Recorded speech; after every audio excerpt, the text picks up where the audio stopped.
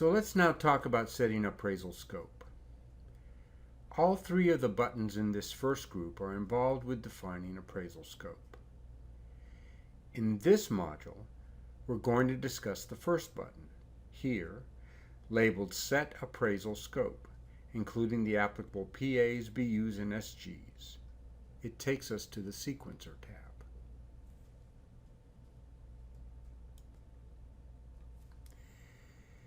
The Sequencer tab serves three main purposes. One, to list the PAs that will be reviewed or not reviewed in the appraisal. Two, to list the projects, basic units, and support groups that will be reviewed in support of the assessment. And three, to establish the order or sequence in which the PAs will appear in various outputs of the workbook, including the PowerPoint presentations and the overview of practice characterizations referred to as the quilt.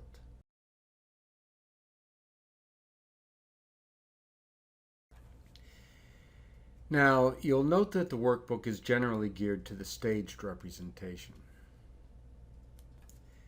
In addition, though the appraisal class and the maturity level are important elements of scope, in the DLOCLeAPS workbook, those elements are recorded as appraisal management parameters.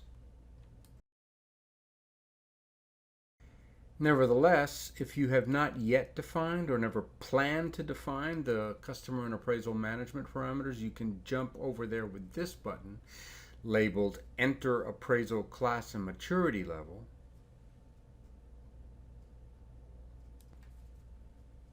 Make your entries for the appraisal class and maturity level and return to the sequencer to continue. We'll discuss the appraisal management parameters and the appraisal details panel in a later module. Now, as we've said, these buff-colored cells are cells in which you can make data entries. All these other cells show data for information only. If you've used this spreadsheet before, you may already have a text file or another spreadsheet where you've listed the PAs in the order that you like to see them, and you can paste that in here.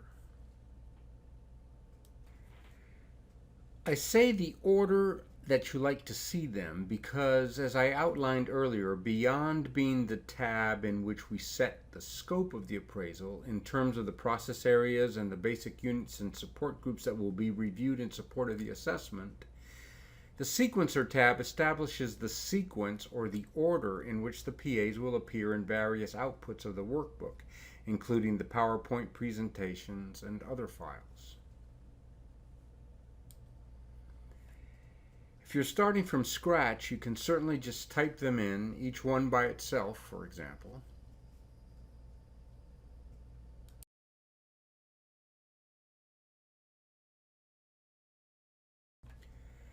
Or a good place to start might be to use the DLOConsultants default order, which is basically maturity level oriented, and then assign whether they are in scope or out of scope.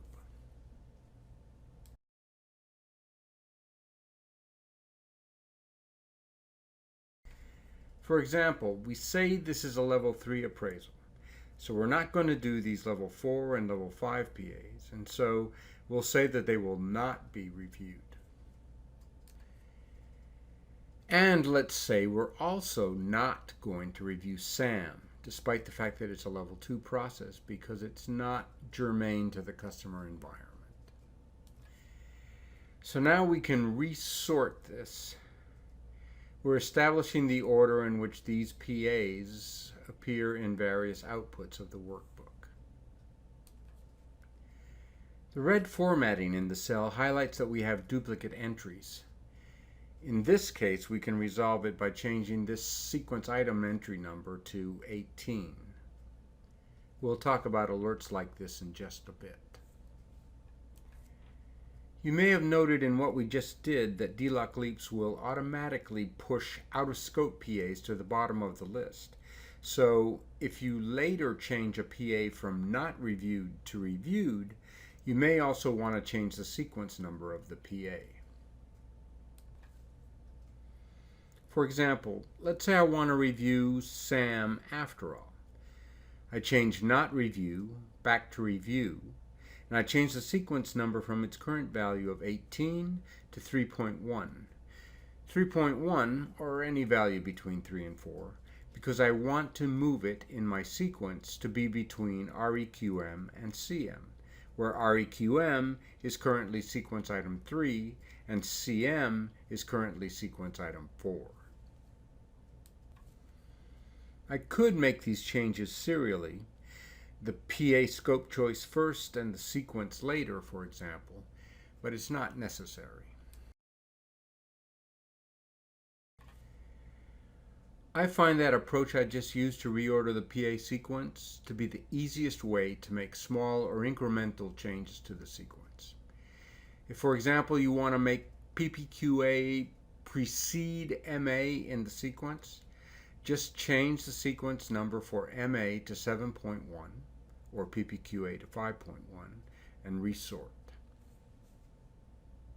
But before we push the resort button, notice that the actual presentation order table, this light gold table here on the right, already reflects our target sequence. MA already follows PPQA, simply by virtue of having changed MA's sequence number to 7.1. I'm pointing this out only because you might likely have noticed it yourselves and wondered about it. It's the actual presentation order table in light gold here that drives the actual presentation order in the workbook. And so you wouldn't really have to resort the data in the buff-colored data entry cells over here on the left to complete the desired resequencing.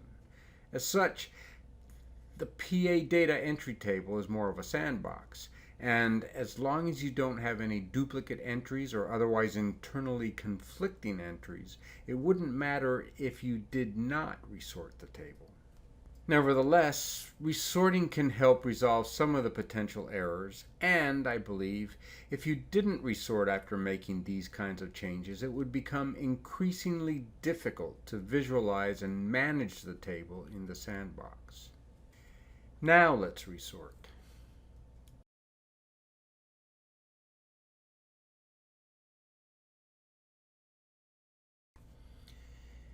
And now let's briefly talk about error alerts, some of which we've already noted in passing. The tables will highlight various errors in red. For one, it will highlight a duplicate PA entry. For example, let's change val here to ver. The duplicate entry is highlighted in red. Simultaneously, over here on the left, we're advised of the PA that is still available to add to our list, val. So let's just resolve that alert.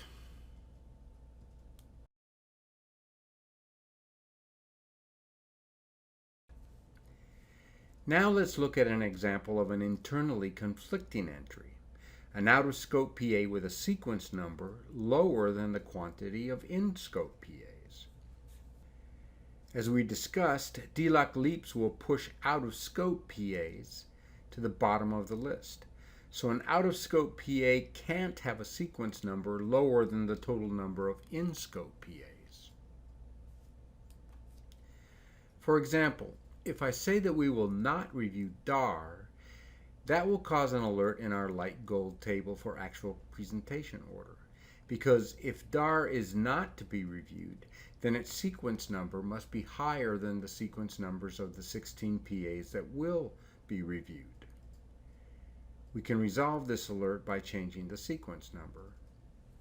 We can resolve the alert because we know which of the two conflicting inputs is correct, the scope choice of not review or the assigned sequence number. But the table does not know and is not going to decide for itself which of the conflicting inputs is correct.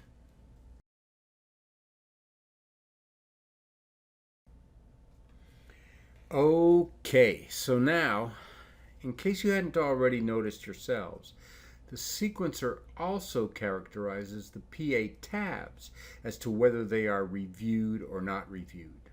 Those not being reviewed are grayed out, if you will, and the ones that are being reviewed are shown in light blue.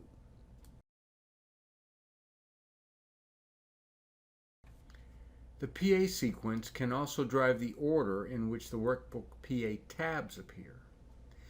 Currently, the PA tabs are shown in DLOConsultants default sequence, as highlighted in the tab order buttons down here on the right.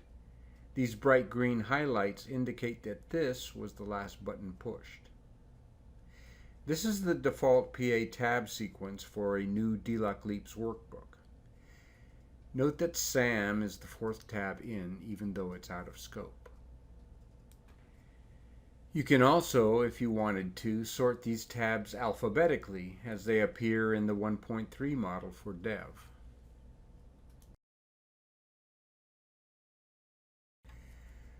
Or we can sort the tabs in actual presentation order. The actual presentation order is the order you've established over here in the PA data entry section and reiterated over here in this light gold area. Actual presentation order is the order that I would likely keep it in because it reflects the narrative of the appraisal.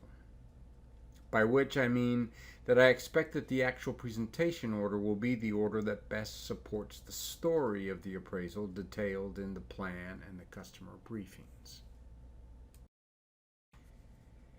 Note that you have to push a tab sort button to arrange the tabs in that order. The sequence will not reset automatically.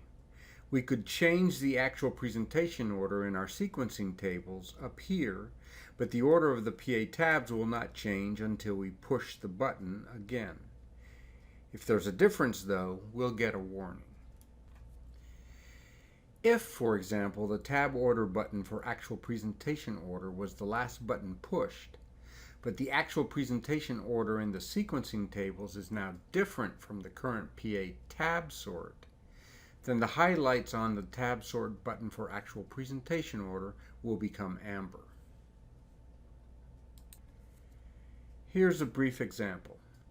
Let's just change the sequencing table to have RSKM follow RD. We'll change the sequence number for RSKM to 9.1. And there you see the highlights for the actual presentation order tab sort button change to amber. Let's reset that.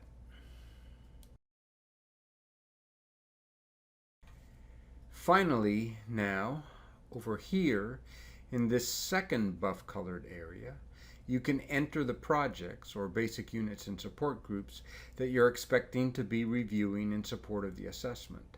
And let's just call them Project A, Project B. Let's review 3 projects, and let's review CM, PPQA, and SCPG as support groups. The workbook currently supports up to 12 different projects slant BUs and SGs. Though we've now scoped these BUs and SGs in the sequencer, BUs and SGs still do not and will not appear in a PA tab until a BU or SG has been mapped to that PA in the Mini-Team Management panel. At this point, the PA tabs only display a data frame for the organizational unit. We'll talk about the Mini-Team Management panel in an upcoming module. Our selected BUs and SGs do now appear, however, in the Reference tab.